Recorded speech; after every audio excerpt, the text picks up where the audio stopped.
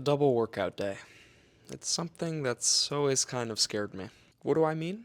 Well, as I mentioned in the last video, I plan on having 2 designated gym days every week of training. Now, I want to keep my rest days rest days. That means I'm not doing anything at all, no exercise. But that also means that 2 days a week I'm going to be running and lifting in the same day.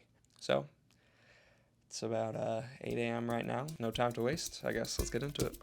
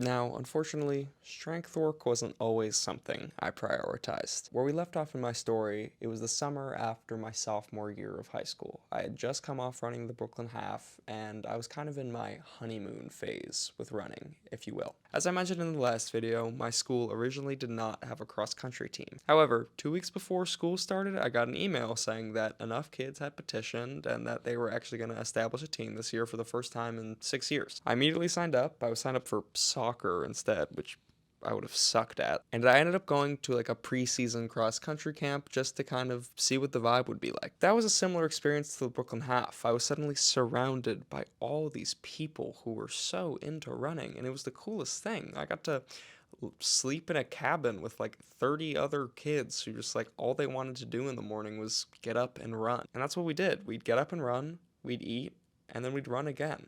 And then that was the day. It was kind of my heaven. Yet, I was young and I did not know my body's limits. That week, I think I ran 60 miles, and before that, I'm pretty sure my highest mileage week had maybe been 38. Like, out of nowhere, I just absolutely sent it. And I felt great afterwards. I felt like I had had like the best week of training of my life, and I went into the first week of school and the first week of cross country season feeling like $1,000,000. And remember, I had never even competed in cross country or track and field, so I was really just going into it blind, but honestly, I had a lot of confidence. Then I started racing, and I was PRing a lot, like every time I ran, which makes sense given I had never run a 5K before, but still, it was really exciting to see my numbers go down. I thought I was kind of invincible. Also, I was still playing on an AAU team at this time, so I was just like putting my body through hell. I soon learned the hard way that that is not how you train consistently. A little pain in my shin turned into a lot more pain after about 2 weeks of ignoring it, and then next thing I know, I'm going to the doctor and I have a tibial stress syndrome, that's what they called it, but just really a stress injury in my tibia, and I couldn't run for, oh, what's that? 2 months. That really sucked. I remember standing on the street outside of the doctor's office crying as I emailed my coach that I wouldn't be able to come to that day's meet, and I also wouldn't be able to finish that season. Because if I had kept on going the way I was going, at least according to my doctor, I would have been on the path to a stress fracture. Next week, I went into the office, they put me in a boot, they put me on crutches. I was in crutches for the next 4 weeks. I cross-trained hard, I aqua-jogged, which sucked. I hate aqua-jogging. But not being able to run really shook me up. And so I learned to listen to my body, and after those 2 months, I never got hurt again, is what I wish was the truth. I then came down with a calf strain right after my first meet of the outdoor season. So, that's one school year. 2 seasons in that school year were cut like at least 2 months short by pretty bad injuries. I do know that the risk of serious injury is possible if you overtrain and underfuel your body. That is why I'm so dedicated to both strengthening my body and giving it the nutrients it needs this summer. Yes, it is now 4 o'clock, and I'm in the same set of clothing. Now, as you all saw, I ran this morning, and now, 6-ish hours later, I'm going to the gym. That is a big day of training, at least for me. I'm not used to double days. So, eating on these strength and running days is so crucial. I've made extra sure to eat around each of my workouts, had a banana before my run, had a granola bar right after, had a great big lunch, and then I just had an RX bar to fuel up. I really have to make sure that calories are staying in the system so I'm not in a deficit as I work out throughout the day. I'm going to walk you guys through a bit of what I do in the gym. As I mentioned in the last video, I try to go twice a week. So let's go. Come along with me.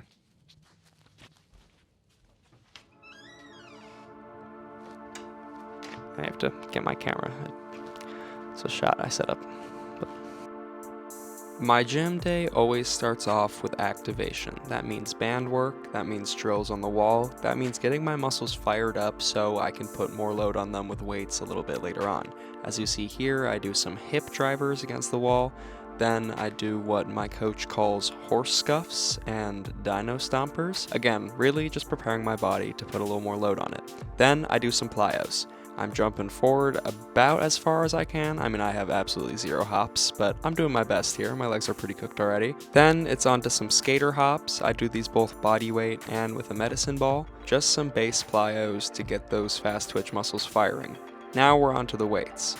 Today, I did some calf raises. I also got into some Bulgarian split squats. Really not going too heavy with the weight and not going for too many reps. Just going for good form and good quality. Now here I'm doing some squats. Again, not trying to max out, just trying to be smooth and have good form. I also do some body weight exercises like this side plank with some leg raises mixed in. This is getting both my core and my hips, which is just super important for stability, for injury prevention, for everything. So there you go. There's some of my strength routine that I'm going to try to incorporate as much as possible into my summer schedule. Not every exercise I did in that workout was shown in that montage, and that isn't my entire strength routine. But it did still cover the basics, like my warm-up, my plyos, my lifting, and just my general mindset about strength, how I should prepare my body for the load I'm going to put on it this summer when I hopefully build more mileage than I ever have. And also, I just should acknowledge, of course I know that I'm a novice. I don't intend to show this information with any purpose of educating people who don't know as much about strength training or running as me. I'm really at the bottom of the running food chain. I'm not trying to educate anybody. I just thought it would be interesting to show you guys what I'm trying to incorporate more of into my routine and what I'm trying to understand more about my body as a runner in order to get myself both stronger and more capable of doing high mileage and faster and, everything else. And of course, the most important part of this is now getting in the correct nutrients in order to make that gym day worthwhile. So let's go cook some dinner.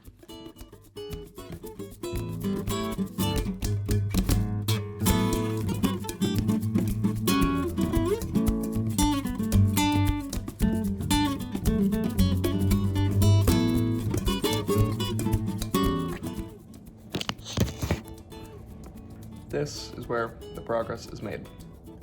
It's a good meal. But really, I gotta think about it if I don't eat a lot this evening, the hour and a half plus I spent working out today was kind of for naught. So let's make it worth our while. Bon appetit.